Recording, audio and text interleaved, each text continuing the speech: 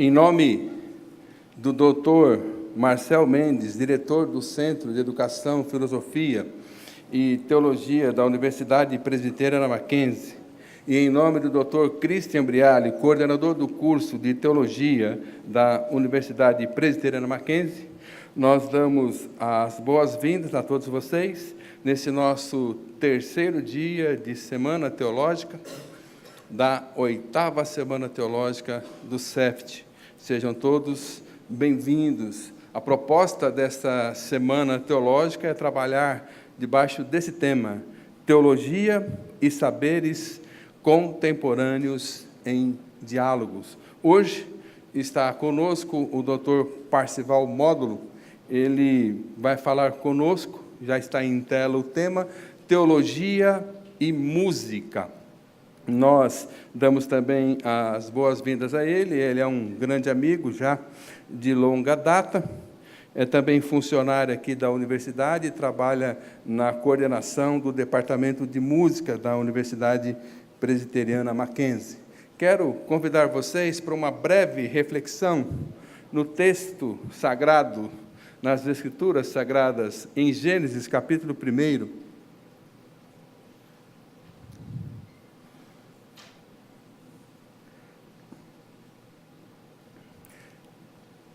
verso de número 3, Gênesis capítulo 1, verso de número 3, só o primeiro período, só a primeira frase, onde temos a seguinte expressão: disse Deus. E a partir daí eu quero fazer uma breve reflexão com todos vocês. Como o tema hoje tem a ver com música, e teologia e música, há um segmento que diz que, ao dizer haja e ouve, faça e se fez, na verdade era como se Deus estivesse emitindo a sua música, o seu som para o mundo. Ou seja, o mundo foi criado a partir do som da música ou da musicalidade da voz do Senhor. E eu fico pensando nisso, o quanto isso deve ser relevante e importante para nós pararmos e pensarmos então nisto, no que o Senhor fez através ou por meio da sua fala. Claro, todas as coisas. Nós somos objeto, alvo da graça, da misericórdia, da bondade do Senhor, o nosso Deus. E aí, na leitura da Sagrada Escritura, a gente vai encontrar várias passagens que abordam temas sobre música, sobre som, sobre capacidade de compor, sobre arte. E eu fico imaginando, obviamente, que há prazer em Deus quando essas coisas acontecem. Nós cantamos que o Senhor habita no meio dos louvores. Nós entendemos isso, essa expressão poética. E eu fico imaginando exatamente os anjos cantando, louvando de maneira perfeita ao Senhor. E eu imagino, então, nisso, que Deus se agrada do louvor. O salmista diz que o Senhor colocou nele, nos lábios dele, uma nova canção, um hino de louvor ao Senhor. Então, na verdade, tudo começou com Deus. Então, eu consigo imaginar assim, sem pensar em nenhum tipo de heresia, sem reduzir Deus, mas eu penso assim, bom, então Deus é um grande cantor.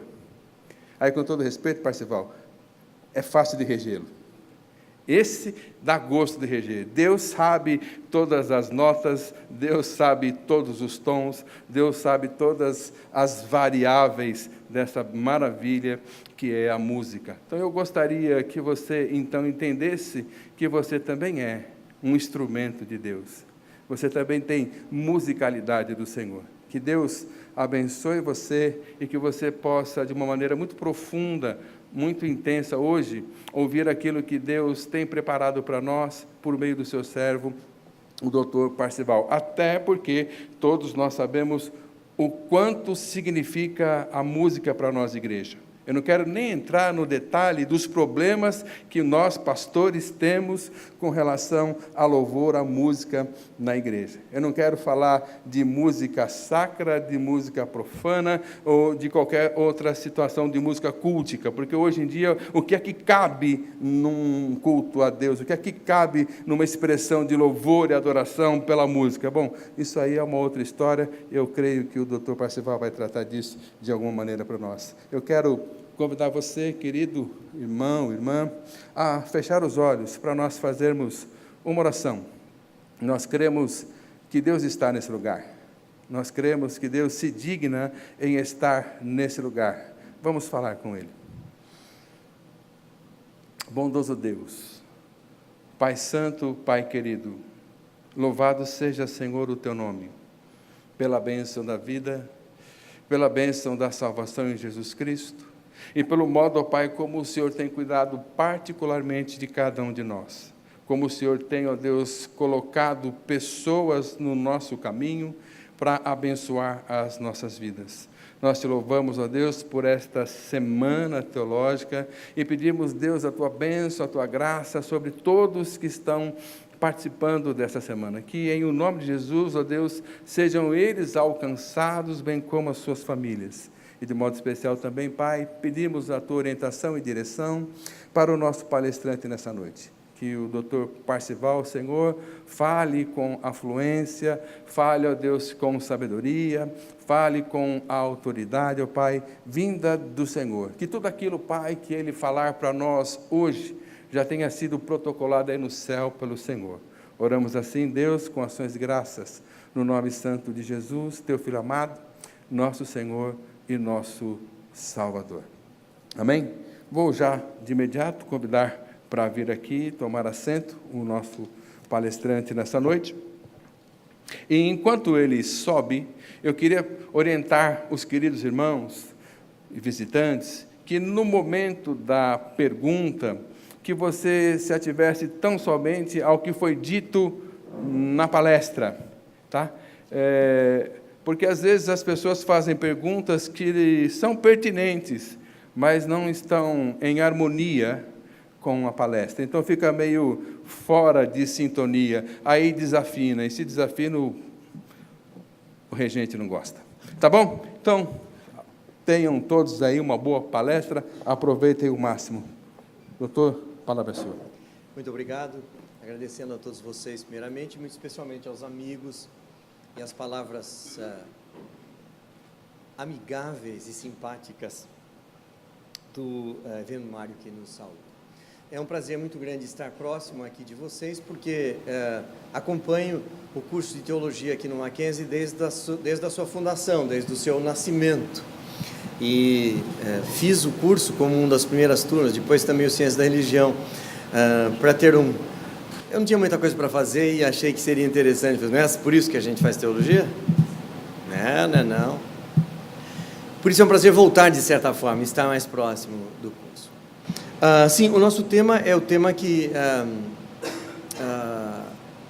ou pelo qual e no qual eu tenho me dedicado há muitos anos, tem sido o meu trabalho na igreja e fora dele, a questão da música, e dentro da igreja as discussões das necessidades que a gente tem no culto e fora dele, enquanto ou no momento da comunidade da igreja, da que se reúne em seu culto. O culto é uma atividade coletiva, não é uma atividade individual. O culto público é um momento especial na vida da igreja.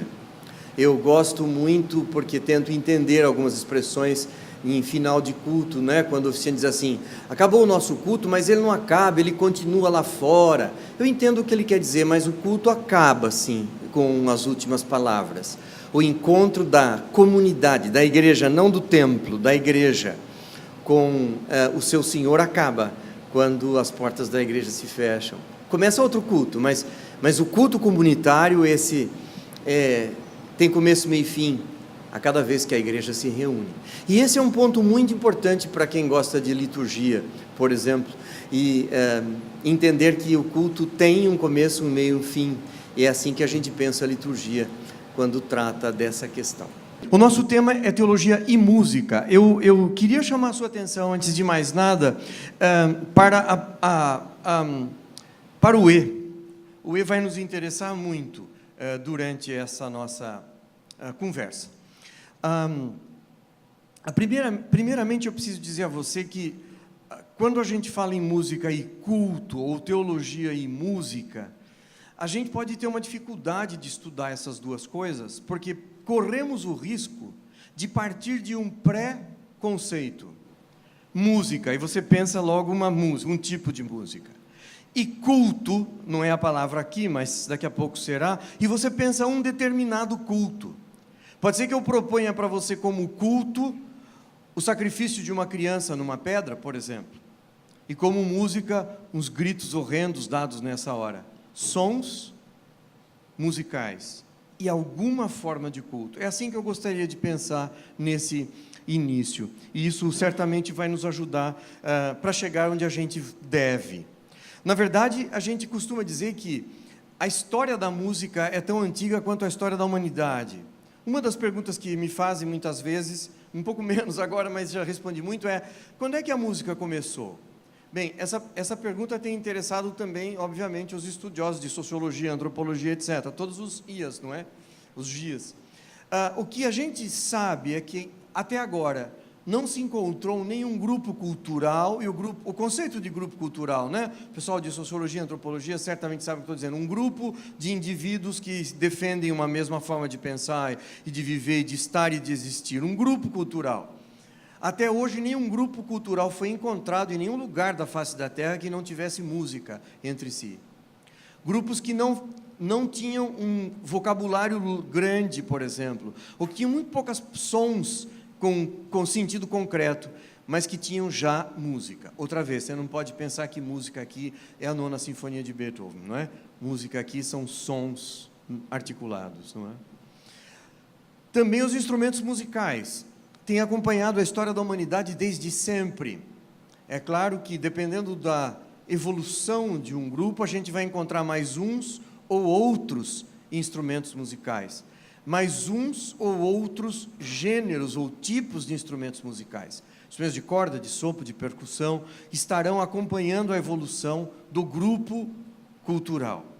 Então, grupos culturais que já estão mais frios, já estão mais lá na frente do seu momento histórico, têm instrumentos um pouco mais complexos. Grupos mais básicos na sua história, menos.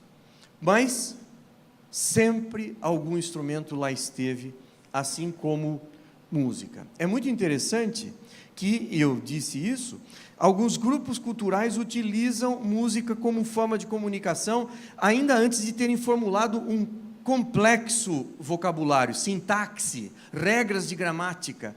Antes disso, sons musicais que significavam coisas. Cada vez que eu digo isso, eu noto que as pessoas não entendem muito, não fica muito claro essa expressão. O que eu estou dizendo é que alguns grupos culturais, e isso é verificado, têm na sua forma de comunicação pequenas expressões melódicas, que têm um significado concreto na comunicação. Você vai falar: você está maluco? Não, e você vai entender.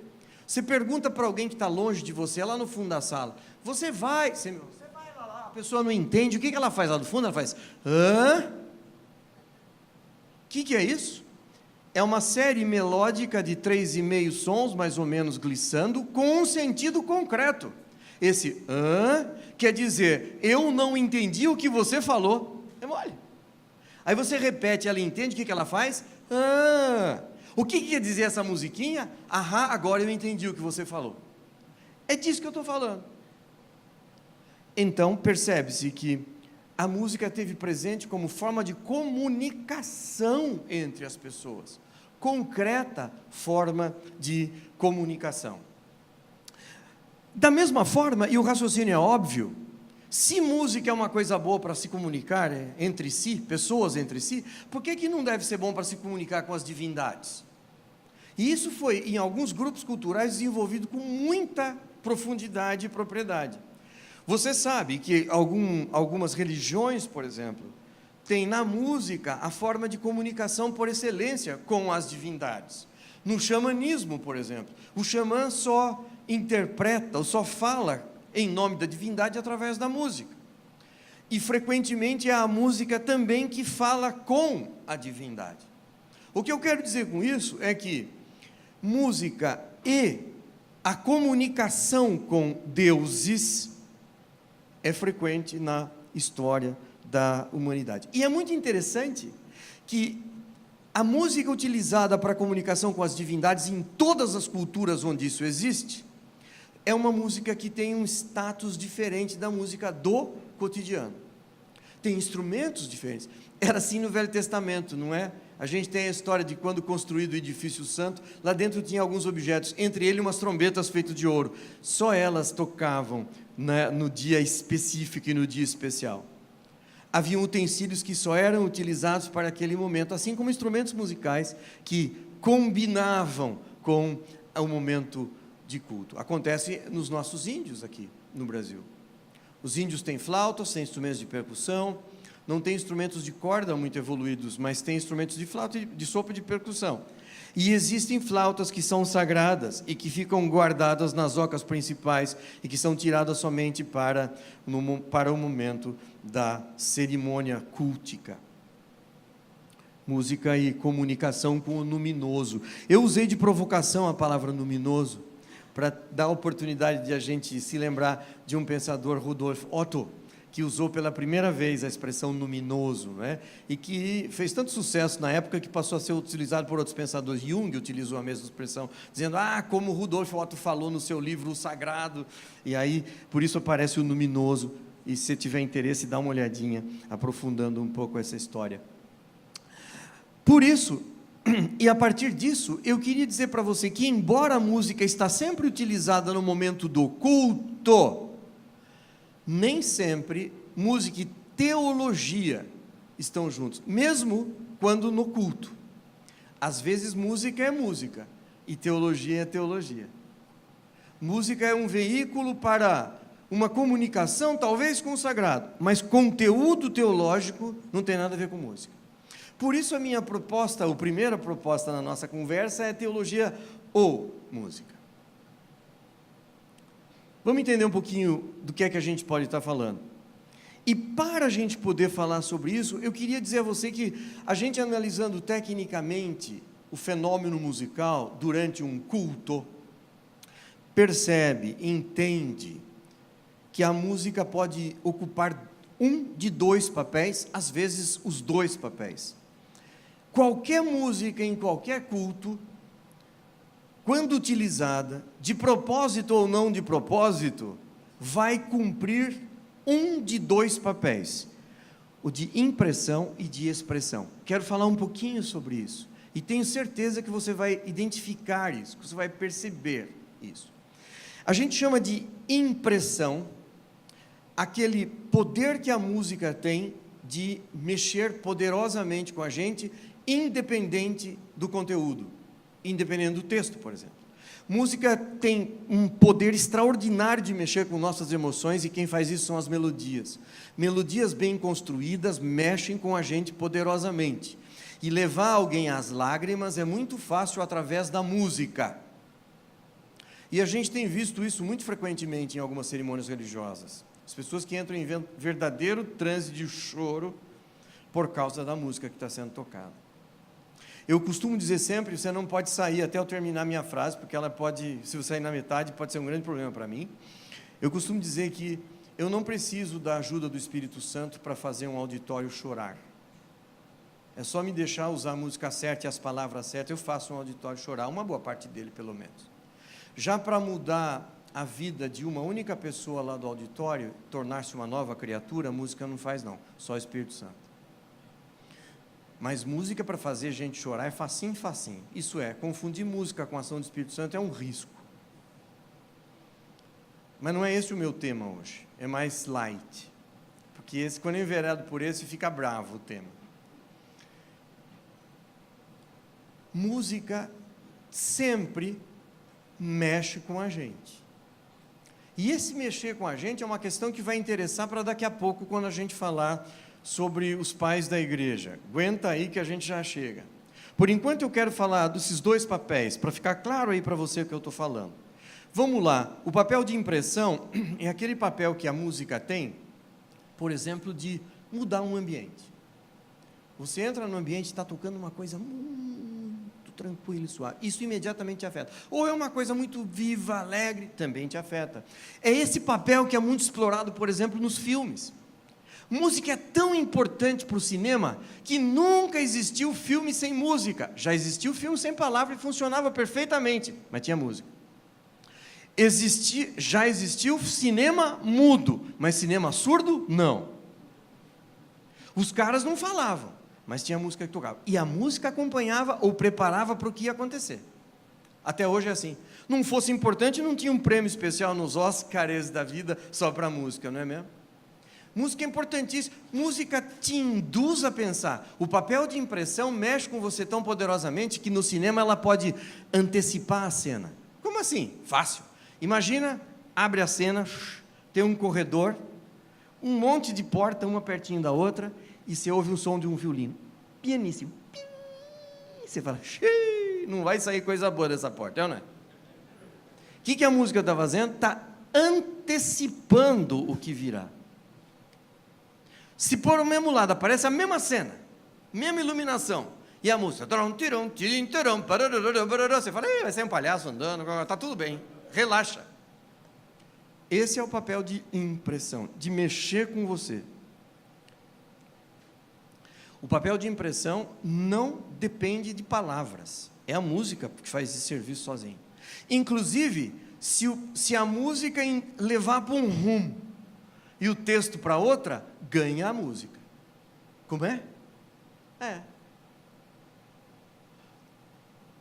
Tem uma música em muitos hinários de muitas igrejas que é: ó vós que passais pela cruz do Calvário, podeis contemplar o Cristo padecendo, etc, etc. Como é que você acha que a música tem que ser para ela? Pensou o texto? Qual é a música que cria um papel de impressão bacana nessa história aí? Bom, tem que ser uma música... Veja, eles adaptaram a música do...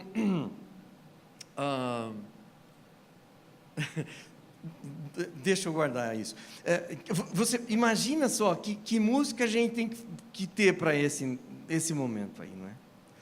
Agora, eu quero te contar de uma outra música. No texto original se chama Adeste Fidelis e é traduzido para Ó vinde fiéis triunfantes alegres, na época de Natal, conhece? Ó vinde fiéis triunfantes alegres. O que você acha? Essa música combina com esse texto? Ó vinde fiéis triunfantes alegres. Está todo mundo fazendo assim, também acho, né? É uma marcha bonita, viva, e a letra vinde fiéis triunfantes alegres, tudo a ver. Só que um dia alguém teve uma ideia brilhante, pegar essa música e colocar com o texto do Ó vós que passais pela cruz do Calvário. Não deu liga, porque o texto dizia, ó vós que passais pela cruz do Calvário, com ó vós que passais, não vai dar liga. O que a igreja resolvia fazer? Adaptar, fazer assim, ó vós que passa, bem mole. E os músicos ficavam irritados, falaram, a igreja é ignorante, a igreja é sábia, a comunidade, porque ela transformou um mau casamento num bom casamento, matou a música, mas tudo bem. Por quê? Se você cantar tam tam tam pam pam pam, não adianta o texto ser introspectivo, tristonho do Cristo morrendo na cruz. A música vai dizer que está tudo certo e que é uma alegria total. O papel de impressão, esquece agora o texto, é que a música cria sozinha. Esse é um dos papéis, por exemplo, da música que acontece momentos antes de começar o culto, que em alguns lugares chama prelúdio ou introito, chame de como quiser. Essa música tem um pouco essa função, de fazer com que você feche os ouvidos para lá, para fora, né? Para que esqueça do maldito celular, não é? Por 1h30, não é? Veja, e é muito legal, porque tem um texto bonito do Joia Júnior, que faleceu e depois não apareceu um outro poeta conhecido, evangélico, que tem uma teologia que a gente quer continuar lendo, mas ele escreveu um hino muito bonito que começava assim, Joia Júnior, fecha agora os lábios teus para os vários interesses, nesta casa habita Deus, principia suas preces. Olha que bonito, fecha agora os lábios seus para os vários interesses, Nessa casa habita Deus. Quer dizer, esquece um pouco aquilo que está lá fora e pensa aqui, torne-se igreja e não indivíduo. Lembre-se, o momento do culto é o encontro da noiva com o Cordeiro, da igreja com Deus, não você com Deus só. Esse é o seu culto individual, doméstico, sozinho, no seu quarto, na sua cama, na rua, onde você quiser. Esse é seu problema com Deus. O encontro de todo mundo com Deus, esse é o culto comunitário, é outro momento. Volto para a música. O papel de impressão é o papel que a música, tocando apenas instrumental, pode mudar o ambiente. O papel de impressão, portanto, estará sempre presente. Mas, a princípio, música de impressão tem uma certa crítica. É a música que cria uma atmosfera, ou destrói uma atmosfera.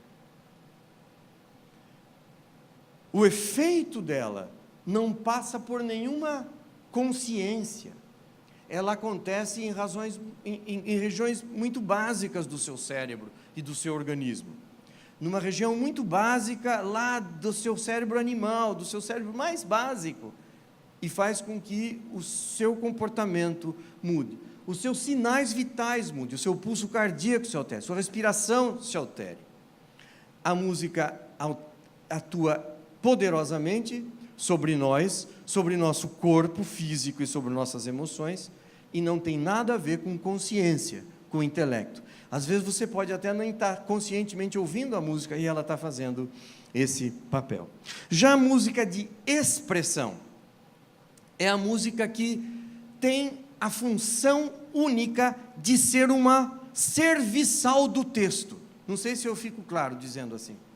É a música que quem sentou para compor para o texto, para as palavras, falou: eu tenho que escrever uma música que mostre o que esse texto está falando. E essa música só vai prestar se ela conseguir fazer isso muito bem.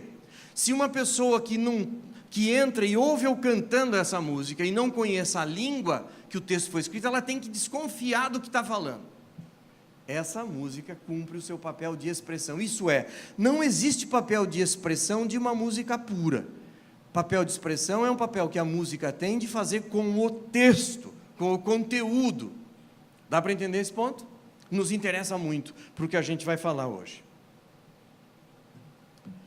Por isso, agora quero propor uma tentativa de falar da teologia agora com música. Quando é que teologia pode apoiar-se na música? Quando é que teologia pode revelar-se, quem sabe, através e a partir da música? Quando a música expressa o texto, por exemplo.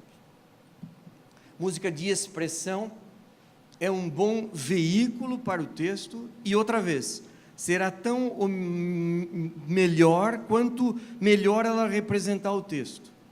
Quando ela for serva do texto, quando ela não for a estrela da festa, quando o texto importar e ela dedicar-se a revelar, a mostrar o texto. Música existe, que só quer existir pela música, é o som que interessa. Mas a música que serva do texto está preocupada com fazer com que o texto seja compreendido. Vamos dar um salto histórico e muito rapidamente falar um pouquinho de uma importante reforma que aconteceu na passagem do século VI para o VII. Você vai se lembrar de alguns momentos, não é? Cristianismo, ou quando as primeiras comunidades acompanham a história de Cristo, sua morte, sepultamento, ressurreição. Estamos chegando na Páscoa, né? Semana que vem é a Semana Santa, não é? E, muito bem, a sua ascensão, a igreja começa a sobreviver sem o seu máximo líder, começa a se organizar. Ao mesmo tempo, o Império Romano está na sua máxima expansão.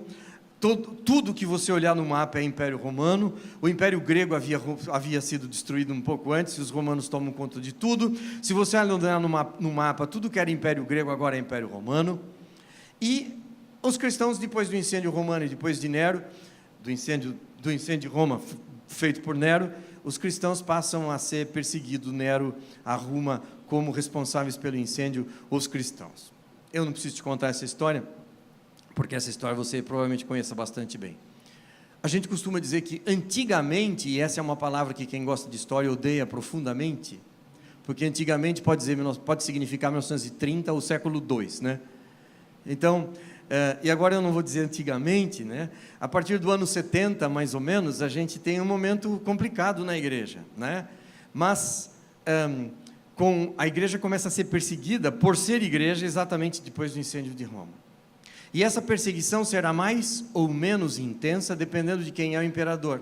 Até que, você sabe da história, Constantino, elevado a imperador do império, se converte ao cristianismo, e da noite para o dia, o cristianismo, que era uma seita perseguida, passa a ser religião do Estado. Você lembra disso, né? Então, tem o Edito de Milão, isso é ano 313, então se diz, a partir de agora, os cristãos são religião do Estado, construção de igrejas é responsabilidade do Estado, oficiais da igreja não pagam mais imposto. Quer dizer, da hora para o outro mudou. Eu não sei se você entende a importância disso, francamente eu não sei.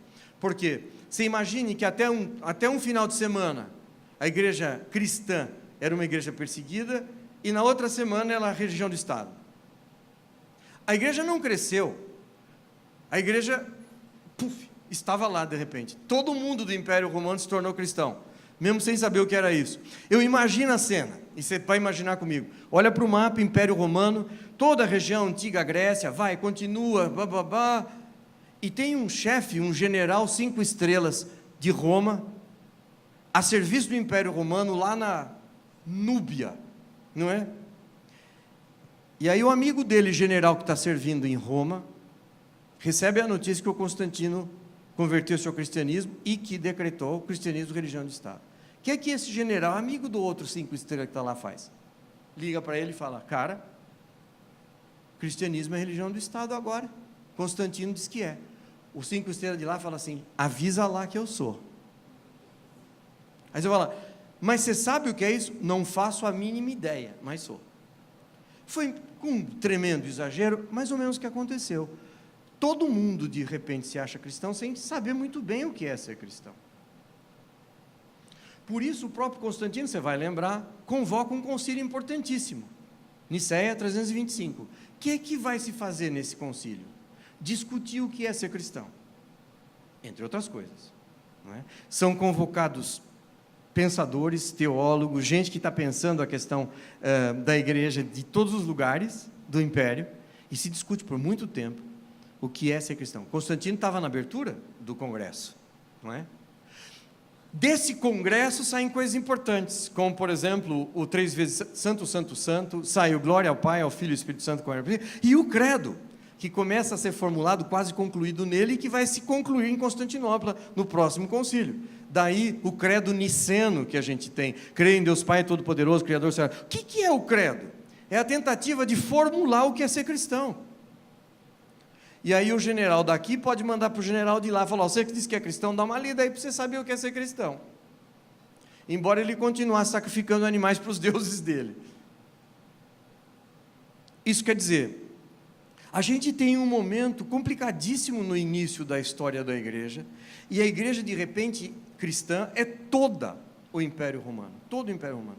E alguns líderes se preocupam com isso. Um deles, muito importante, é Gregório Magno. Se nem todos os primeiros pensadores foram teólogos, Gregório Magno foi um bom teólogo, não é? Com bastante conteúdo. Tem literatura dele importante, ainda hoje utilizada. Não é? Gregório Magno disse uma frase fantástica, ele disse, se nós queremos ter uma igreja unida, uma igreja única, nós temos que pensar o mesmo culto e cantar as mesmas canções. Arrasou. Ele estava certíssimo, sem ter essas coisas moderníssimas que mede cérebro, nada disso, ele sacou. Né? E o que é que ele faz? Ele tenta pensar num tipo de música que vai ter identidade direta com o ambiente religioso. E essa música que nasce com ele vai ser chamado canto gregoriano. Canto gregoriano é em estilo de canto-chão. Era uma forma que já se usava. Por exemplo, Ambrósio, no século 3, 4, já tinha uma forma de cantar, assim, baseado primeiramente na leitura do texto bíblico do Velho Testamento pelo sacerdote, por exemplo, não é? Quando lia-se o texto, não é? Com uma melodia, não é? Bereshit barach Elohim Adonai, não é? Esse é um dos do ponto de partida para aquilo que será a música gregoriana.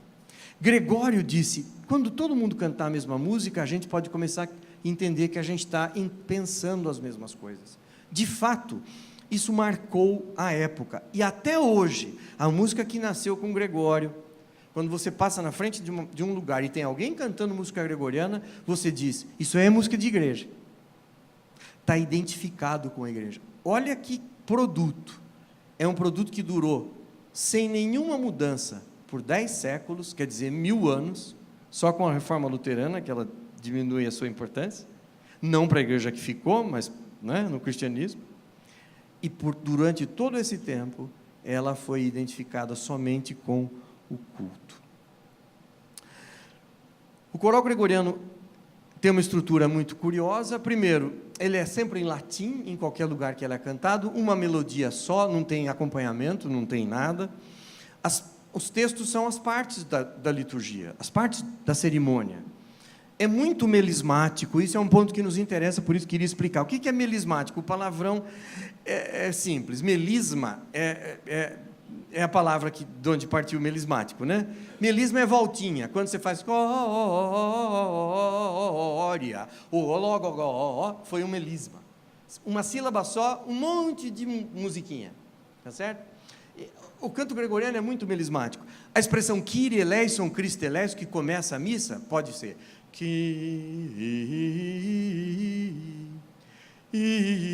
eu estou só no Ki, do Kyrie eleison, ok? Vai demorar, não vai? E isso que eu estou fazendo é um melisma, né? Sobre o Ki. Então, é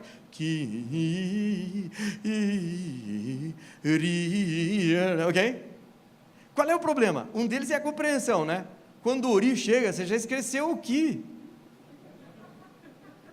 Ok, guarda isso.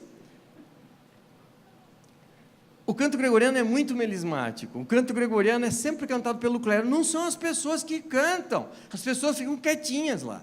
Quem canta é o clero, que fica dividido a igreja. Algumas igrejas tinham uma treliça de madeira que separava o altar e o clero das pessoas.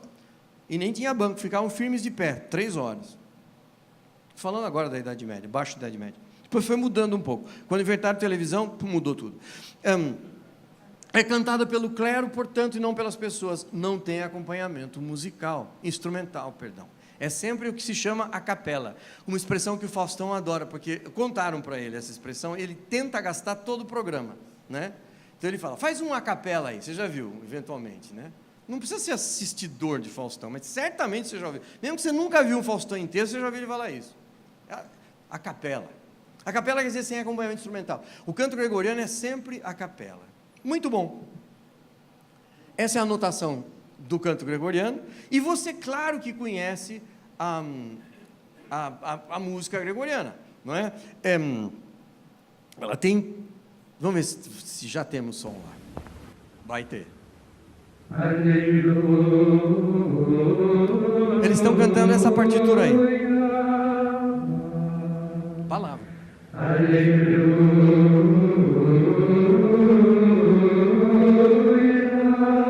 Ó, os melismos, né? Muito de voltinho. Ó. Só na sílaba A.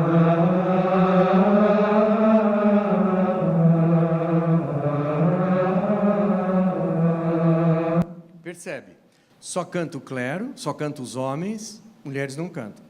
Só nos mosteiros femininos, nos conventos, aí sim, mas na cerimônia aberta não canta. Mas, se a música da reforma era, antes da reforma, as partes da missa, se era o coral gregoriano, e se na cerimônia só cantava o clero, havia muita música sacra no meio do povo, cantado pelo povo, fora da igreja, fora do culto, fora do templo. Claro, gente, a gente precisa imaginar que existiam muitos bons músicos que não podiam usar a sua a sua música na cerimônia religiosa. Era só o clero que cantava. Só cantavam as linhas gregorianas. E o cara que era bom compositor fazia o quê? Bem, nas grandes procissões, por exemplo, nas grandes caminhadas, ou naqueles caminhos que se faziam. Um exemplo é o Caminho de Santiago. Tinha muitos isso. Uso o exemplo do Caminho de Santiago porque é mais conhecido, né? Depois do Paulo Coelho, brilhante escritor brasileiro. Obrigado por rir, né? Porque assim, se vou sair mal compreendido. Ok.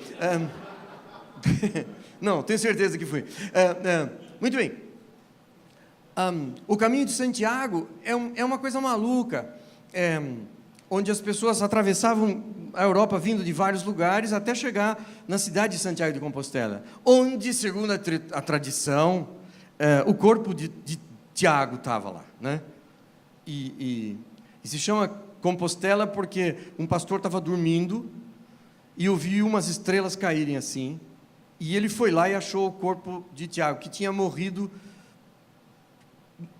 entre os mouros. Foi posto num barquinho e veio esse danado de barco e foi bater lá na Espanha. Aí fizeram uma capela lá, e esse ponto foi peregrinação. Por que peregrinavam para lá? Lembra da invasão moura, não é verdade? Né? Na Europa. E contra essa invasão moura, cristãos de vários países caminhavam, fazendo uma espécie de aqui vocês não entram, aqui, não é? Fazendo assim uma caminhada. E iam para Santiago de Compostela, que era chamado Matamouros. Ele viveu naquelas bandas, não é? Ok, mas o que nos interessa? E isso é muito bonito. Essas caminhadas até Santiago levavam gente por meses, anos de caminhada, dependendo de onde você estava vindo.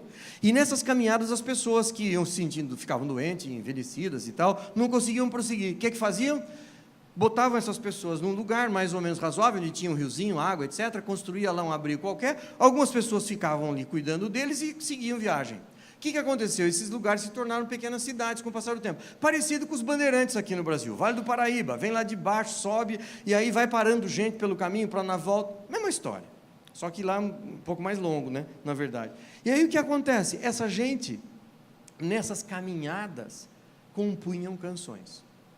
Existem canções dessa época ainda. Assim como existe, por exemplo, quando os cristãos foram partindo de São Marcos, em Veneza, para libertar Jerusalém da mão dos infiéis. As cruzadas, não é? As cruzadas santas, não é? Onde morreu gente para chuchu. E existem muitas melodias que foram compostas durante essas jornadas. Aqui vamos nós libertar Jerusalém da mão dos infiéis. Canções bonitas, que não eram usadas na liturgia, mas eram canções com tema sacro, não litúrgico, porque não eram para a liturgia, mas eram sacros, né? Então, tem muita música, e a Lutero vai ser acusado mais tarde de ser um cara que saiu à cata de música do bar da esquina, o que é uma bobagem fundamental. Deixa eu pedir uma coisa para você. Você não pode dizer isso, e também se alguém disser, você levanta a mão e pergunta. Mas é assim, por um problema de tradução, andou-se falando muito aqui no Brasil, que Lutero foi um cara que saiu muito assim, queria mesmo que chutar o balde. E aí, então, ele chutou tudo que era gregoriano e pegou a música que todo mundo cantava, a música do bar da esquina, a música não sei o quê, e trouxe para dentro da igreja. Quando você ouvir isso, levanta o braço e fala assim, você pode me dar um exemplo? Se mostrar a do bar e a que Lutero adaptou? Vai ser boa essa pergunta.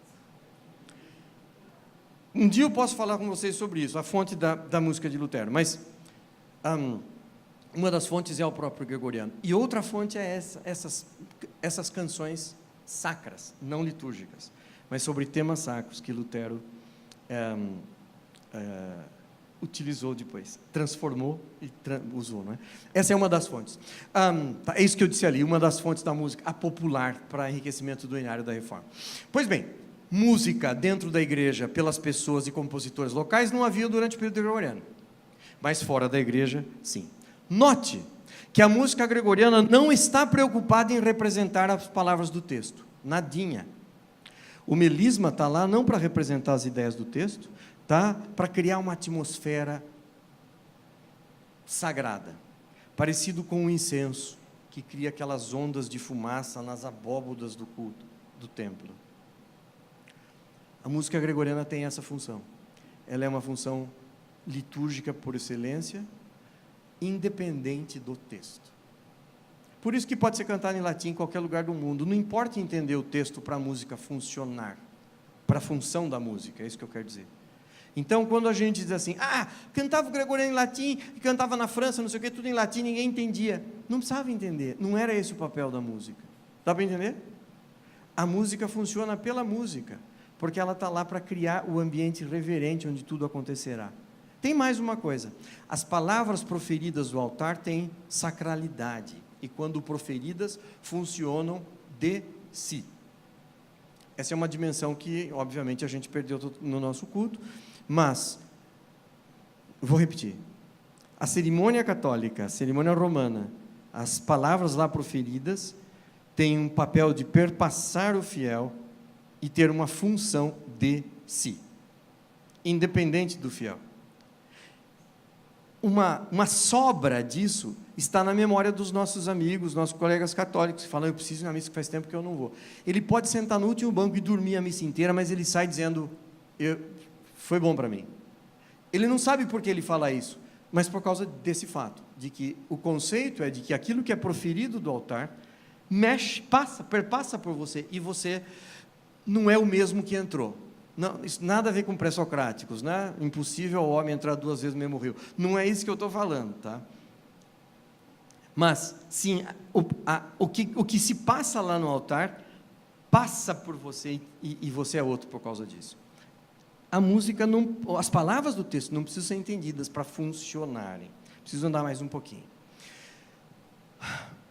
Agora, presta atenção. Estou tentando andar um pouquinho cronologicamente com você. E aqui eu queria... Você lembra da patrística, certo? Não patriciar. Patrística, né? Esse período, lá mais ou menos, a gente falou em Gregório, Magno, né? Século VI para o VII,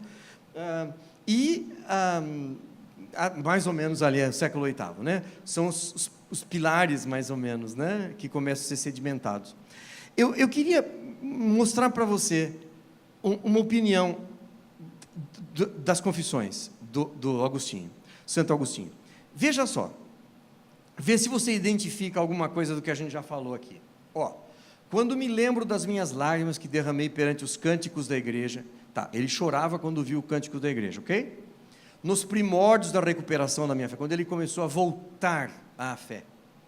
E quando mesmo agora me comovo, não com o canto, mas com as coisas que se cantam quando são cantadas, reconheço a grande utilidade dessa prática. Aquela frase complexa, né?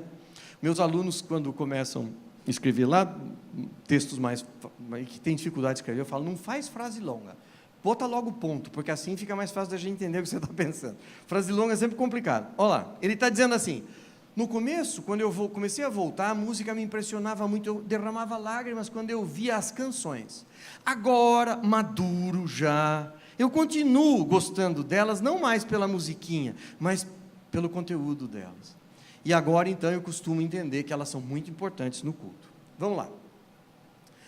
Assim, flutuo entre o perigo do prazer e a experiência do efeito salutar, e inclino-me mais, apesar de não pronunciar a aprovar o costume de cantar na igreja, a fim de que, por meio do prazer dos ouvidos, o espírito fraco se eleve ao afeto de piedade. Me interessa a última frase, Todavia, quando acontece que a música me comove mais que as palavras, confesso que peco, de forma a merecer castigo, então prefiro não ouvir cantar. O que ele está falando? Ele tem medo da música mexendo com as nossas emoções. Cabra bom, porque ele intuía que isso era uma coisa tão poderosa que as palavras dançavam. Se a música tem um poder tão grande de mexer com a gente, e se ela não está preocupada com as palavras, o risco de acontecer isso que ele está falando é enorme. E ele disse, disso aí eu tenho medo, da música pela música, da música que não está preocupada com o conteúdo, com o texto. Muito diferente é o que pensa Lutero. O salto é grande, histórico, mas vamos entender um pouquinho. Primeiramente, e essa talvez seja a coisa mais importante, Lutero acredita que música, essa expressão original, é um donum divino et excelentíssimo, quer dizer, é um presente muito exclusivo, é uma dádiva muito exclusiva de Deus, exclusivo mesmo, somente aos homens. Segundo Lutero, ninguém mais tem o dom da música a não ser os homens, os seres humanos. Homens e mulheres, tá, meninas? Lutero usou uma vez uma expressão que a música era uma espécie de fagulha da divindade. Quando Lutero disse isso, ele está se referindo, e ele conhecia a filosofia, o conceito grego de éon. Tem alguém da filosofia aqui também? Aquela fagulha da divindade que está dentro do ser humano. Lutero entendia que a música, de fato, era uma fagulha concreta que tinha dentro de cada ser humano. Era um presente. Se a gente não entende isso, a gente não entende o pensamento de Lutero. E nem o de Calvino. Porque Calvino não entendia assim. Calvino entendia que música era a mais importante das artes. Mas artes, techne, arte dos homens. Lutero não acha que música é coisa de homem, de ser humano. É presente da divindade. Lutero acredita que há dois presentes de Deus: a palavra e a música. É por isso que, na opinião dele, palavra e música têm que ser juntadas. Essa é a chave para entender o pensamento da Reforma em relação à música. No prefácio dessa coletânea de canções que ele escreveu, ele disse uma coisa muito legal. Ele disse: eu quero de todo o coração que a música seja usada por todo o povo. A experiência prova que, ao lado da palavra de Deus, só a música merece ser exaltada como o Senhor governando os sentidos do coração humano. Maior louvor que junto com a teologia. Cada vez que Lutero fala em música, ele diz música e teologia. E a gente está discutindo música e teologia, não é? Esse é o nosso tema. Vamos mais um pouquinho para ver onde é que a gente pode chegar. Está aí música e teologia. E para isso, a gente tem que ainda aprofundar um cisquinho mais o pensamento de Lutero. Se ele gostava demais de música, e desde criança tocava muito bem vários instrumentos musicais, especialmente alaúde, e cantava lindamente, quando era adolescente, cantava num coro de meninos pelas ruas da cidade onde vivia para ganhar um dinheirinho, inclusive, não pedindo esmola não, cantando em cerimônias, quando tinha alguém que ia fazer um aniversário, convidava o grupo de meninos para cantar e dava um dinheirinho, e assim ganhou o dinheiro, e tocando alaúde, não é? Se música era um maravilhoso presente de Deus, era um dom que tinha que ser recebido com respeito e com gratidão.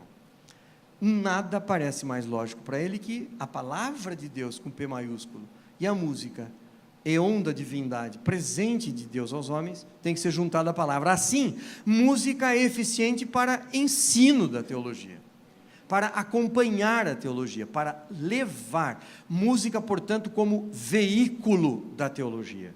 E veja que agora a gente está entrando numa outra dimensão da nossa conversa. É por isso que a música tem que ser outra, Lutero defende. Essa é a caligrafia de Lutero, é o manuscrito de Lutero do Castelo Forte. Não é? Infelizmente, uma das poucas músicas conhecidas por nós, da lavra de Lutero. O que acontece é que Lutero agora disse: a música é veículo para as palavras de Deus, se é para ensino teológico, ela tem que ser entendida por todos, e tem que ser cantada por todos. Você entende o raciocínio? Quer dizer, nada acontece por acaso. Não é que Lutero disse: agora quem vai cantar são as pessoas e não mais o clero. Por quê? Porque ele acha que o conteúdo é o texto, e as pessoas precisam cantar na sua própria língua para entender o texto. E para entender o texto não pode ter mais aquele monte de melisma. Tem que ser silábica, que é o contrário de melisma. Como é que é o Castelo Forte? Você conhece? Pam, pam, pam, pam, pam, pim, pam, pam. Cadê o melisma? Voltinha. Não, casté. Uma nota, uma sílaba. Para quê? Para que o texto seja facilmente compreendido por todo mundo. Porque interessa entender o texto. A música, por sua vez, tem que ser tão boa que ela tem que representar as ideias do texto. Quando ela faz isso, ela expressa o texto. Você conhece isso que eu estou dizendo agora? Expressar o texto. Essa música é a música que a gente deve usar aí com a finalidade de culto. Veja só, deixa eu ver se a gente tem, acho que essa gravação é uma comunidade cantando a versão original.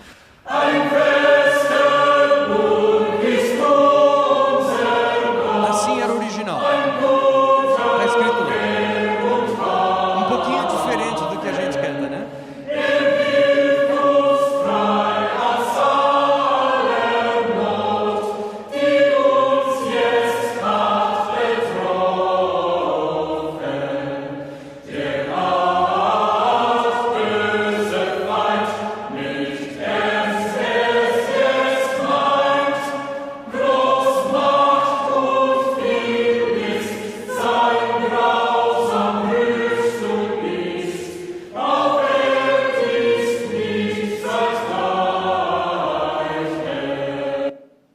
que acontece é que, se nós compararmos a música que coral aqui não é um grupo de pessoas cantando, é o tipo de música, né? O gênero musical.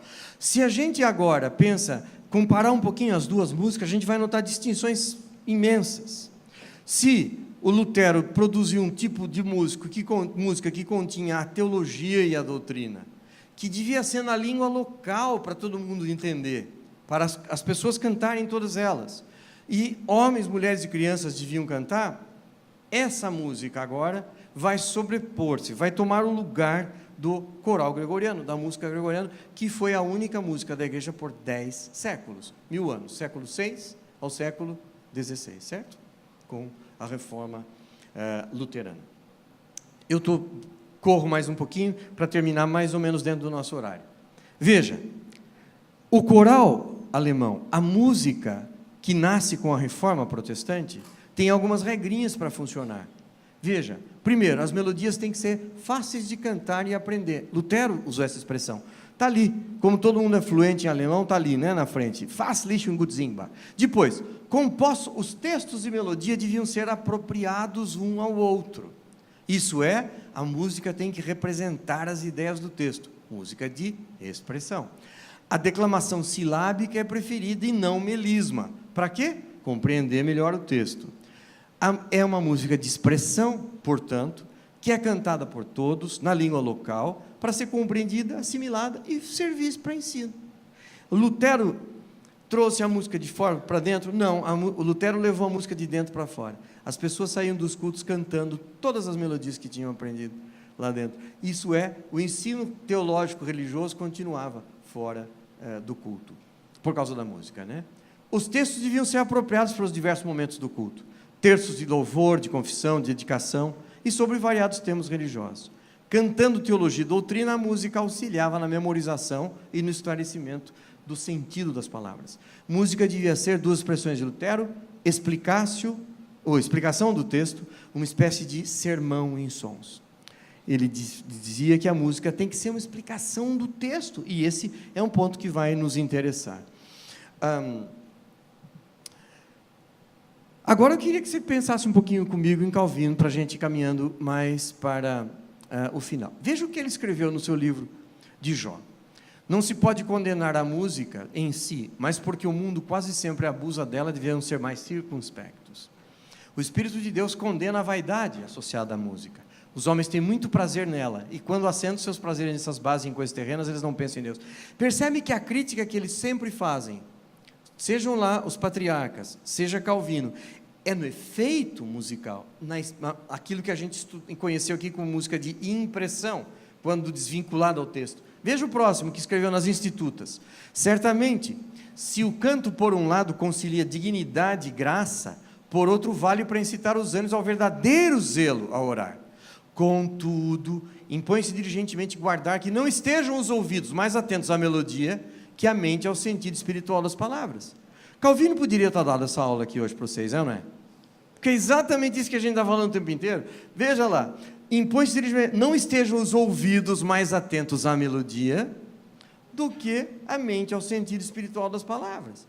Mas para isso acontecer, a música tem que ser boa, senão não vai ter jeito. Quando a música for para um lado, a letra de outro, você vai com a música, já disse isso aqui para você.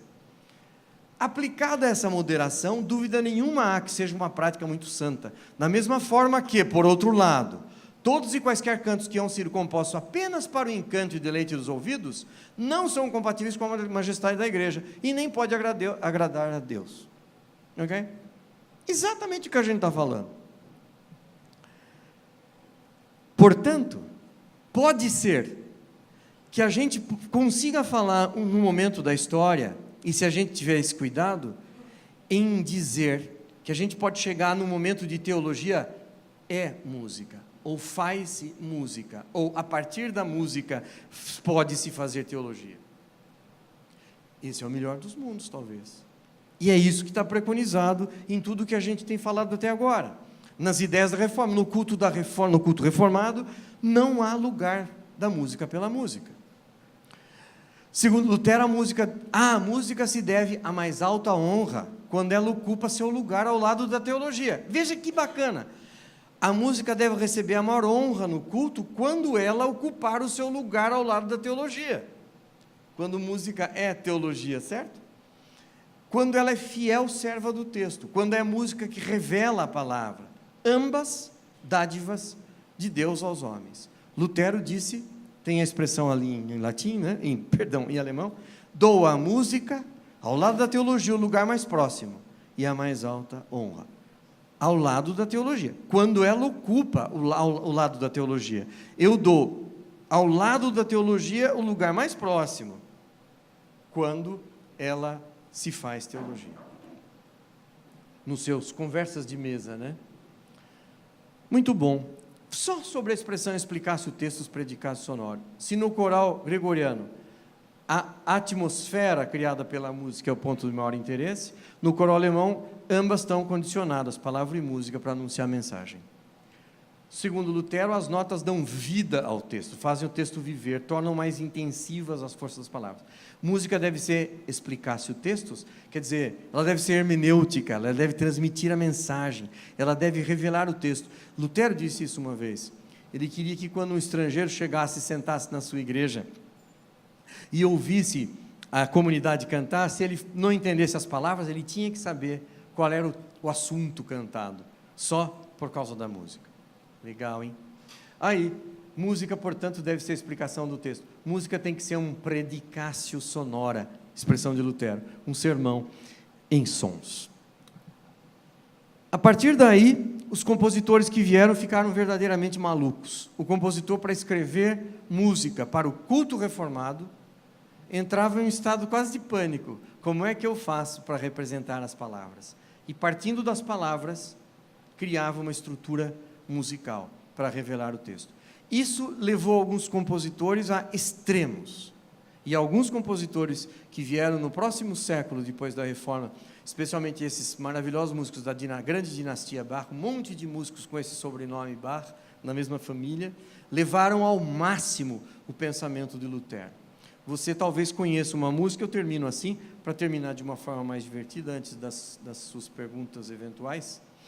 Você talvez conheça uma música que é Jesus da Alegria dos Homens, não conhece? Ok, tá? Então você imagina, e eu termino contando essa história para você. Imagine Bach que recebe da sua igreja o que vai ser cantado no domingo. Qual é a ideia principal do próximo domingo?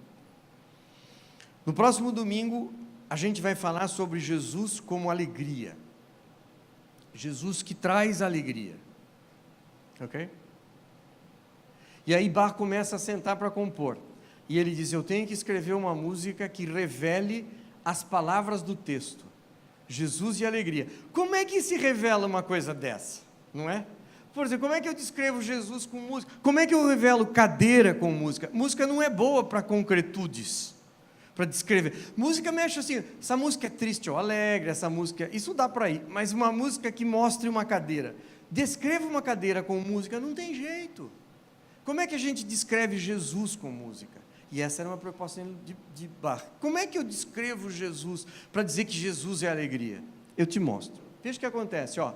Tá vendo essas figurinhas? Eu sei que não são músicos, dá para falar 2 horas somente sobre essa partitura aí, falando sobre essa parte aqui musical que não interessa a vocês. Mas eu quero só mostrar um pedacinho aqui. Percebe? Para os músicos, isso aqui está em 9/8, o resto 3/4, já é um grande erro, mas ele usa o número 3. E ele usa o número 3 porque numerologia era um estudo muito apropriado na época, diferentemente de hoje, né? E o número 3 era o número da... O número 3 lembra você alguma coisa no mundo religioso? Trindade. Então, quando ele usa um monte de número 3 lá no começo, já ele deixa a gente entender que alguma coisa com trindade pode ser que tenha. Daí o que ele faz? Ele faz um desenho com as notas. Vamos fazer o seguinte, ó, junta esses pontos aqui. Está vendo esse grupinho aqui de 3 notas? Junta as 3, pega um lápis e risca aqui. Aqui e aqui. O que vira essas 3 notas? Deu ou não? Ixi. Deixa eu ir mais perto. Se eu pegar um lápis, pôr aqui em cima dessa nota e fizer assim, assim e assim. Outra vez, assim, assim e assim. Que figuras eu tenho? Triângulos. Triângulo ajuda para a questão da palavra anterior um pouco ou não muito? Pois é. Percebe que são 3, não é verdade? 1, 2, 3. 3 triângulos.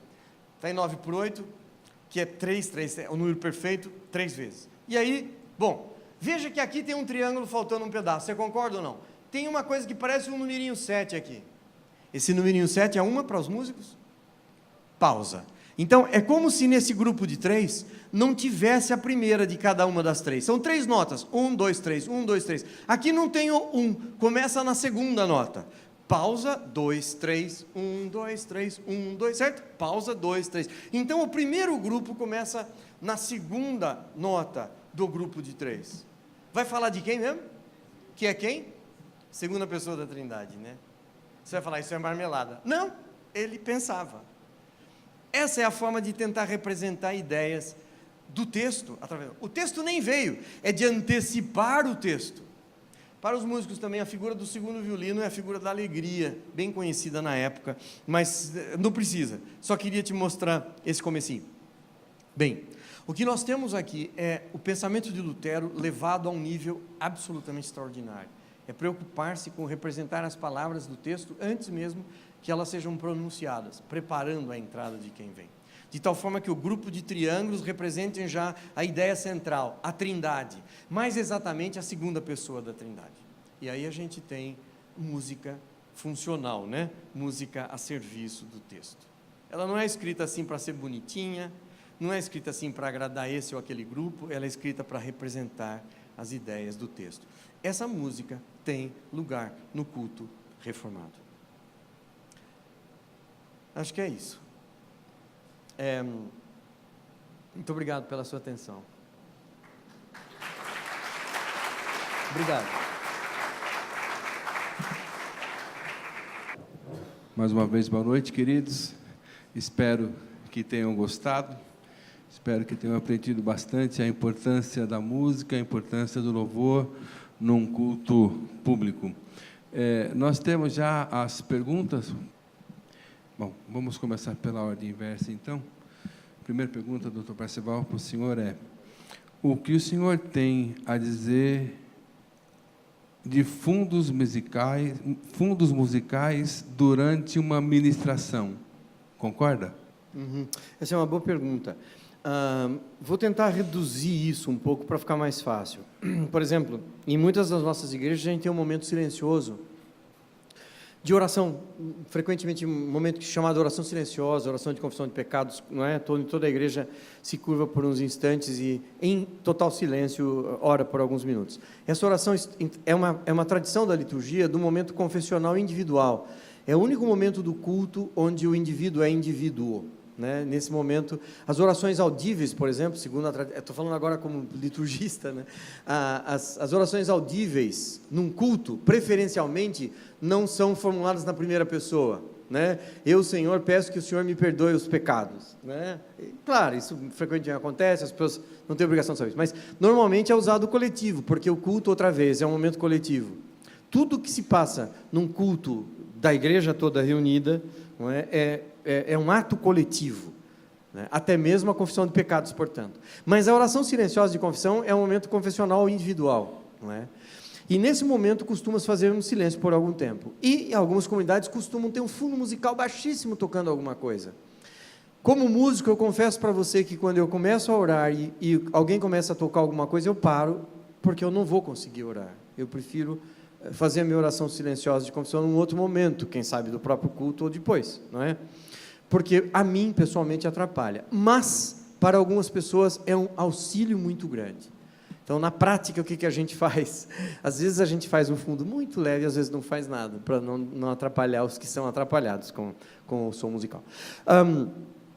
Eu não sei se eu não respondi diretamente a pergunta, mas eu creio que esse exemplo talvez te leve a entender o que é que eu penso.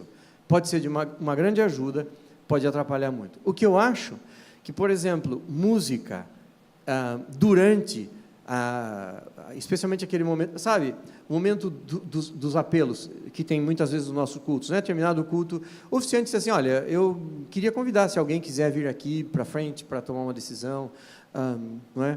Que mudar a sua vida, quem sabe venha para cá, as pessoas começam a orar, baixam a cabeça, e algumas pessoas levantam o braço e vêm lá para frente, etc, etc. Essa é uma hora muito complicada, na verdade, né? Muito difícil a pessoa tomar uma decisão. E quando existe uma música que está acompanhando esse momento, essa música, se ela for tremendamente preocupada com mexer com emoções, ela pode derrubar o rapaz e ele vir chorando. E depois, quando passar como é? Passar o êxtase musical, ele vai falar: o que eu fui fazer? Eu tinha um tio que se orgulhava de ter ido à frente umas 15 vezes já se convertendo, não é? Verdade, eu só não vou contar o nome porque algumas pessoas aqui o conheceram. Talvez o Silas saiba disso, mas não vou contar só o santo, só o milagre, né? Mas então, é muito interessante isso, né? Porque esse tipo de coisa realmente sempre me faz suspeitar que uma coisa emocional muito forte está acontecendo, e pode ser que, né, a pessoa esteja lá. Você imagina, você lembra de uma história de Jesus, talvez? Quando eu penso em apelo, eu necessariamente lembro do momento que Jesus estava cansado de ser fechado por muita gente, depois dos primeiros milagres e tal. Ele pega um barco, se esconde, vai retirar-se. Passado um bom tempo, ele volta. Qual foi a surpresa? Ele viu que as pessoas estavam lá, não arredaram um pé. Ele vira para essas pessoas e fala uma coisa incrível. Ele diz assim: vocês estão atrás aqui de mim porque vocês me viram fazer milagres, vocês estão aqui querendo encher a barriga só. Eu digo uma coisa para vocês: se vocês quiserem vir atrás de mim, vocês têm que comer do meu corpo e do meu sangue. Ele está dizendo: vir comigo até a cruz. Sabe o que aconteceu, não sabe? O povo, limpou. Só ficaram quem? Os coitados dos discípulos. E a história não acaba aí, porque Jesus olha para eles e diz o quê? Corre atrás do povo porque eu falei bobagem. Foi isso que ele falou? Não, falou: vocês também querem ir, pode ir. O que eu tenho para dizer é isso. Cara, imagina Jesus nessa igreja televisiva de hoje em dia. Estava desempregado no terceiro sermão. Você acha que isso é coisa que se fale? Você já pensou um apelo desse a propósito? Música nenhuma. Falou ao pessoal o seguinte: acabei de dizer o que eu tinha de dizer, você pastor da igreja, não é? Agora eu vou dizer uma coisa para você: se você quiser vir aqui para essa comunidade, ou seguir a Cristo para valer, tornar-se realmente um cristão, a sua vida vai mudar, vai ficar mais difícil um montão de coisa, mas as recompensas você vai ter de outra forma. Então, se você for realmente corajoso, vem para cá, senão fica aí onde você está, cara. Não vi nenhum pastor fazer isso aí, só Jesus, uma coisa muito pior que isso, não é? Então tá, essa questão da música, portanto, é séria, e obrigado pela pergunta. A gente tem que pensar nisso, a gente tem que usar o tique e o teco aqui o tempo inteiro e tentar sentir o que está acontecendo. Obrigado pela pergunta.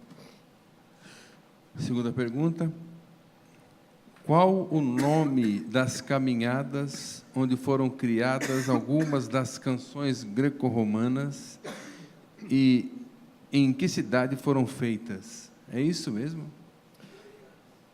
Gregorianas, okay. Em que cidades foram feitas? A música gregoriana não é exatamente a música das caminhadas. A música das caminhadas é uma música popular no sentido que foi feita por pessoas comuns. A música gregoriana é um acervo do clero. A música gregoriana nasce com Gregório Magno e o cânone da música gregoriana está fechado. Gregório Magno ficou no trono de Roma até o ano 611. Então, é do início do século VII a coleção que começa a fechar-se. E a gente costuma dizer que o período áureo da música gregoriana é exatamente o século 8 e 9. Né? Ela é formulada com Gregório, 8 e 9 está fechado o cânone. Tudo que veio antes ou depois não é mais música gregoriana. A música das caminhadas é a música das caminhadas religiosas que surgiam no meio das pessoas. Surgiam já no século VII e VIII, a gente tem registro, e até o começo o fim da Baixa Idade Média, por assim dizer, o meio da Idade Média, o século XI e XII. Vamos lembrar que as grandes catedrais, as catedrais medievais da Baixa Idade Média são pequenininhas, eles não conseguiam fazer catedrais grandes porque derrubavam os muros, não é? Então tem muita coluna dentro, muito fechado, não tem vidro, porque senão a parede cai. É quando a arquitetura constrói os arcobutantes. Arcobutante é aquele braço que fica do lado de fora. Veja a Catedral de Notre-Dame. Tem colunas do lado de fora que amarram as paredes por fora. Então elas puderam ser muito mais altas. A música muda por causa disso. Então, a música vai soar lá dentro de uma forma magnífica. E então, o espaço arquitetônico também influenciou a música, né? Dessa época, há muita canção não escrita pelo clero, não cantada dentro da igreja, mas se cantava nas festas religiosas, ou nas caminhadas, ou nas procissões, etc., nos momentos religiosos, não da igreja, mas sim das pessoas. Se a gente pensar que as cruzadas nascem... Marco Polo, século XI e XII, por aí também são as primeiras cruzadas, né? Saindo do Porto de Veneza, né? Ali do lado da Catedral de São Marcos. A gente está falando do século. Então, é um período grande da história onde essa coisa sempre teve, né? Não sei se eu respondi a pergunta, mas... Você queria perguntar alguma coisa especificamente? Tá, ok. Obrigado. Ok. Só pedir para o pessoal do diretório ficar aí atento se tiver um microfone sobrando, para quando o pessoal levanta a mão e passar para ele, para a gente poder ouvir, tá bom? Vamos lá, doutor, para a terceira pergunta. Quais as suas percepções sobre a música brasileira na esfera religiosa para o futuro? Eu acho que... bom, eu participei de um projeto que não vingou, que não foi até o fim, mas participei de um projeto, na verdade eu liderei o projeto de resgatarmos ou publicarmos em português o Saltério de Genebra, o Inário de Calvino. Traduzido para o português. Mas a minha proposta, o Saltério de Genebra e as canções do Saltério de Genebra são muito áridas para os nossos ouvidos hoje. Não são melodias fáceis, são difíceis de serem cantadas, assim como o Cancioneiro de Wittenberg, o Inário de Lutero, né? Mas a minha proposta é que, ao invés de 150 músicas, que são os 150 salmos, é bem verdade que não são 150, são 150 salmos, mas não 150 canções, uma para cada. Tem alguns que repetem a melodia. Estou falando do Inário de Calvino, o Saltério de Genebra. Eu repito, porque eu não fui claro. O Saltério de Genebra contém todos os salmos, mas não tem 150 melodias, porque algumas são usadas para salmos distintos, né?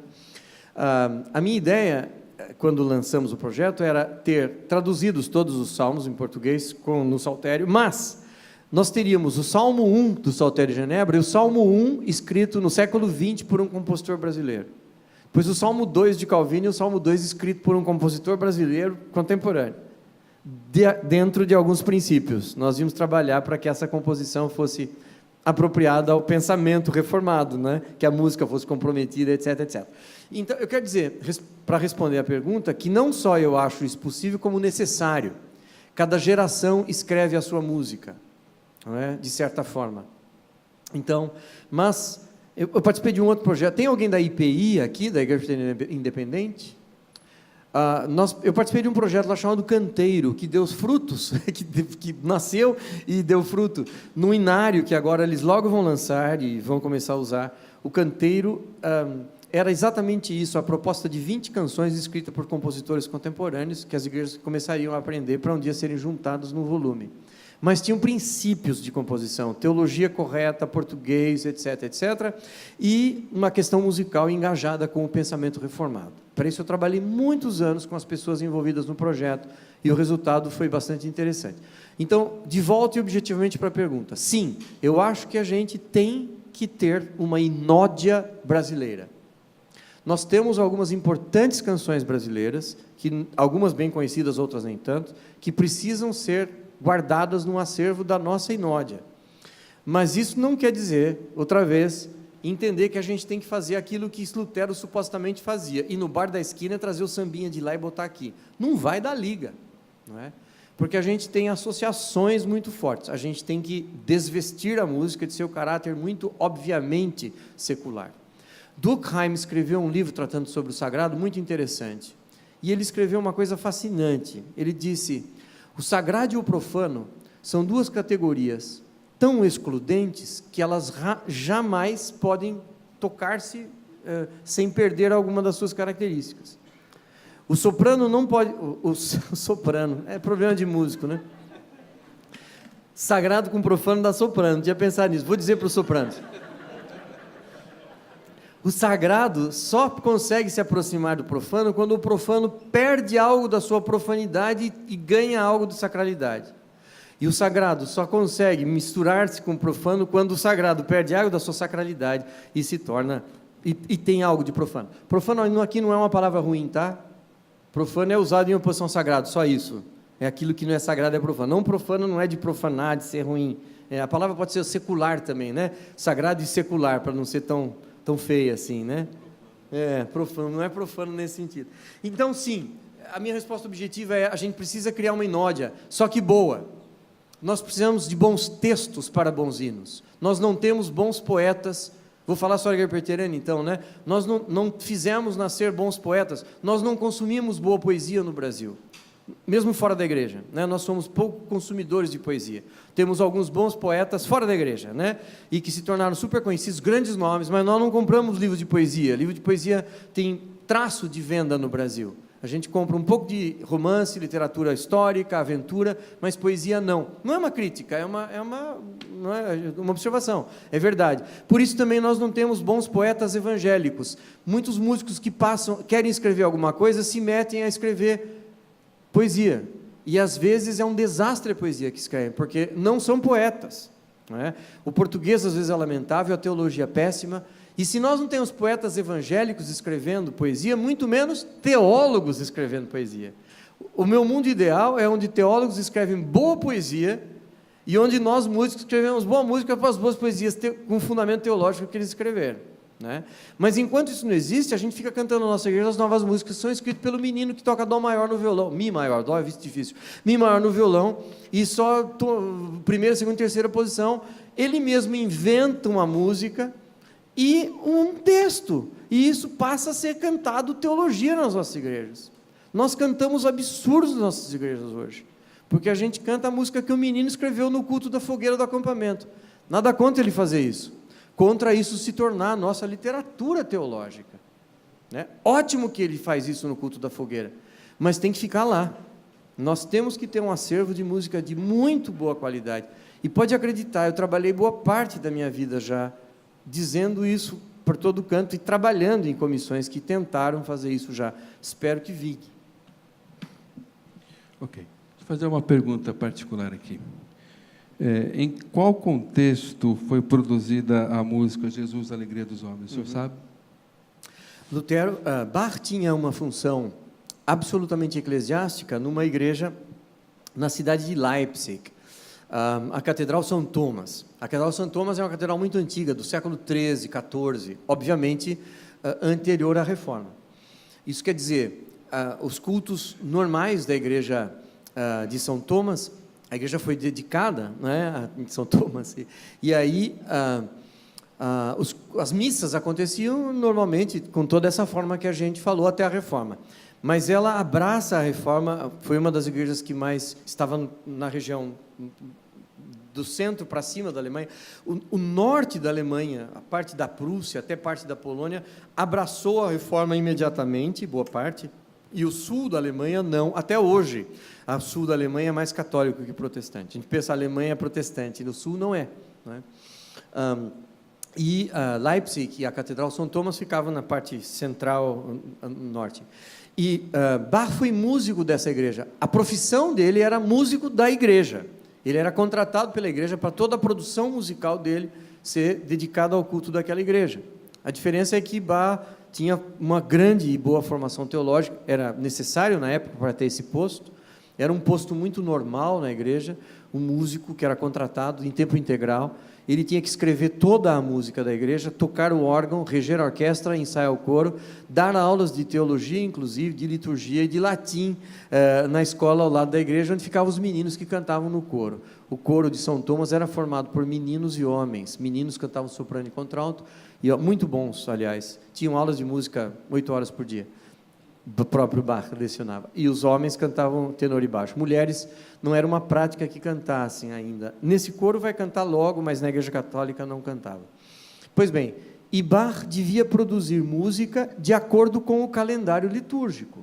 Ele recebia de antemão o que ia acontecer, digamos, nos próximos 4 domingos, com o tema da mensagem do pastor, e ele resolvia, junto com o pastor, que músicas a congregação ia cantar, qual seria o tema central, e a partir daí ele tinha que escrever a música que o coral, os grupos musicais todos da igreja iriam cantar de acordo com o que seria explanado naquele domingo, não é? Então, nessa circunstância, no dia, e ele escreveu a cantata 147, é o número dessa obra, né? É toda uma cantata para acompanhar um culto que falou exatamente de Jesus, depois, que vem para o mundo trazendo alegria, como luz do mundo. Foi uma canção, foi algo que veio num período, foi um culto que aconteceu nesse período entre o Advento e o Natal, isso é, nas 4 semanas que antecedem o período de Natal, o período de Advento, né? Jesus vindo como luz, trazendo luz à escuridão, aqueles que habitavam no vale da sombra e da morte, resplandeceu-lhes a luz. Essa é a ideia do Advento, Jesus vindo como alegria e como beleza também, né? Para iluminar as pessoas. Eu falei que ia fazer essa pergunta particular, porque há 35 anos eu me casei, e a entrada da noiva foi essa música. Bonito. E eu ouvi dizer que era para um funeral. Eu falei, pô, tá certo que eu sabia que eu ia morrer, né? Quando a gente casa, a gente morre, mas não precisava ser tão assim... Então, eu vou deixar você... uma música de tanta expressão assim. Eu vou deixar você mais tranquilo e todos vocês muito preocupados. Essa música não tem nada a ver com... Muito pelo contrário. Uou. É Jesus, a alegria dos homens. Mas, em compensação... Uma música que foi muito cansado para chamar as crianças, que era Vinde, meninos, vinde a Jesus, foi escrito para um sepultamento infantil. Então, foi para o ato da criança, estava lá, né, no caixão, e se cantou, então, pela primeira vez, Vinde, meninos, vinde a Jesus. Ele ganhou as bênçãos na cruz. Pronto, desculpa aí, tá?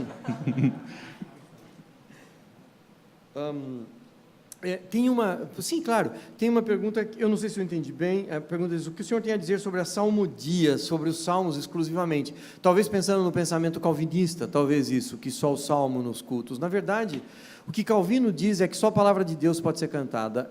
A minha dissertação de mestrado aqui tratou dessa questão. Eu acho que Lutero e Calvino pensam muito igual, por isso que tiveram opiniões diferentes às vezes. Né? Eu acho que eles partem de princípios muito iguais e para constelarem esses princípios tomaram decisões diferentes, só isso. Lutero diz, música é tão importante que ela tem que ser veículo para a palavra de Deus no culto. Calvino disse, música é tão importante que você só pode usar a palavra de Deus no culto para fazer música. A importância para Calvino é tão grande da música que música que se canta no culto só pode ser palavra de Deus, isso só pode ser texto bíblico. Por isso, o ponto de partida são os salmos, embora tenha também no Saltério de Genebra os 10 mandamentos, tem o Cântico de Simeão, tem alguns outros textos bíblicos, né? Mas que são palavras de Deus, portanto pode ser usado no texto. Os salmos eram, como eu disse, o ponto de partida, e Calvino trabalhou a vida toda dele. Ele viu os salmos serem cantados em Estrasburgo, no período de jovem, quase adolescente, e ficou encantado com o que acontecia. As crianças cantavam e os adultos repetiam. Ele disse, esse é um modelo importante. E passa a partir daí a trabalhar em metrificar os salmos. E metrificar quer dizer transformar em forma poética. E cristianizar. Os salmos, todo o saltério fala em Jesus, né? Aparece a palavra Jesus e também a ação de Jesus. E claro que não deu tempo de fazer os 150 numa sentada só, né? Ele chamou bons poetas e um grande músico chamado Louis Bourgeois, que era também fugitivo da França, indo para a Suíça, os huguenotes, né, que fugiram da França e foram para a Suíça, e se esconderam quase que lá, e Calvino, que conhecia a fama desse grande compositor, o chama para escrever a música, porque ele, Calvino, não era músico, diferente de Lutero, mas ele ajudou metrificando alguns salmos, ele escreveu alguns salmos de forma métrica, para que Bourgeois depois escrevesse a música no saltério inteiro, não é? Então, como eu te disse, no saltério, além dos salmos todos, tem também outras passagens bíblicas, cânticos bíblicos, né? Então, a importância que Calvino dava à música era tão grande no culto, que ele dizia, ninguém é digno de escrever texto para ser cantado no culto, tem que ser palavra de Deus, não é? Então, conteúdo é importante, não é? Resgatar a salmodia, não acho que é esse o caminho, né? Sempre me pergunto, e você acha então que o certo é a gente voltar a cantar aquelas músicas? Não, naturalmente não, elas, melodicamente, musicalmente, elas são uma linguagem tão tão antiga e difícil para nós, que a gente teria muita dificuldade de fazer isso, na verdade, né? Embora elas possam ganhar uma nova roupagem, etc, etc. Acho que eu repito, já disse isso agora, a gente tem que encontrar a nossa inódia, de boa qualidade, brasileira, né? Século 21, mas não é correndo atrás do que não presta que a gente vai fazer a nossa inódia.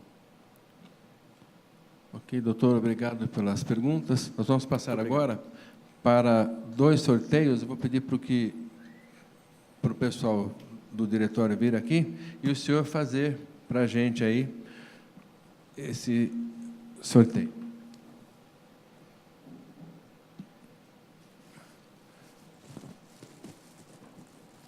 Bom, essa é a parte mais fácil da palestra. Vamos lá. O primeiro livro é A Mente do Espírito. E quem ganhou foi a Letícia Minervino. Você queria tanto, hein, Letícia?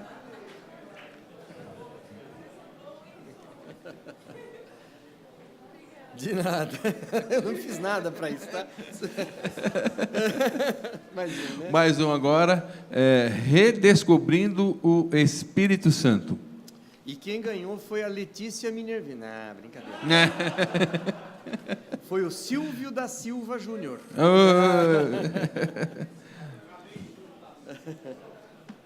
Queridos, nós estamos já terminando essa programação de hoje. Eu quero pedir para que vocês se coloquem de pé e convidar o coordenador do curso, o reverendo doutor Christian Briali, para que venha aqui à frente fazer uma oração, encerrando assim esse momento e, obviamente, agradecendo mais uma vez essa brilhante palestra proferida pelo nosso irmão, professor, doutor Parcival Módulo. Obrigado. Antes de orar, eu só gostaria de fazer um agradecimento público. O ano era 2000, o lugar, o Seminário Presbiteriano Reverendo José Manuel da Conceição. A matéria era música, o professor, maestro Parcival Módulo, 20 e poucos alunos, de 20 e poucos anos, e dentre aqueles lá estava eu, e de fato as impressões que o maestro Parcival nos deixou naquela ocasião, naquele semestre, foram determinantes nas nossas expressões até a atualidade. Queira Deus continuar abençoando o senhor grandemente e capacitando em todas as suas tarefas para honrar o nome do Senhor, como sempre tem feito até aqui. Oremos, irmãos. Senhor Deus, Pai Santo, Deus bendito, glorificado, exaltado seja o teu santo nome, ó Pai. Graças te damos, ó Deus, louvores te rendemos. Graças te damos porque nesta noite fomos instruídos por ti, segundo a instrumentalidade do teu servo, maestro Parcival Módulo. Senhor, ajuda-nos a que o nosso cântico, o nosso cantar, a nossa música expresse a fidelidade à tua palavra. Que cantemos, ó Deus, de fato, as verdades eternas. Que a nossa música revele a beleza do Criador. Que a nossa música revele a beleza do nosso Senhor e Salvador Jesus Cristo. Dá, Senhor, que a nossa música, que imprime verdades eternas em nós, também seja um instrumento para imprimir estas verdades àqueles que nos rodeiam. Ó Senhor, ajuda-nos a estarmos preocupados com a integridade de vida e expressarmos isto em todos os modos e formas possíveis. Que a nossa devoção seja sempre a Ti. Que o nosso zelo seja pela Tua Palavra. Que a nossa dedicação seja devotada unicamente a honrar e glorificar o Teu santo nome. E que a música seja um instrumento para revelar quem de fato nós somos e que cremos em Ti unicamente. Por isso, ó Deus, nós Te louvamos por esta noite, Te agradecemos pela instrução, Te suplicamos uma bênção especial ao maestro Parcival Módulo, sustentando, conduzindo, fortalecendo, para que sempre seja instrumento nas tuas mãos. Por isso nós oramos agradecidos em nome do nosso Senhor e Salvador Jesus Cristo, que reina hoje e eternamente. Amém.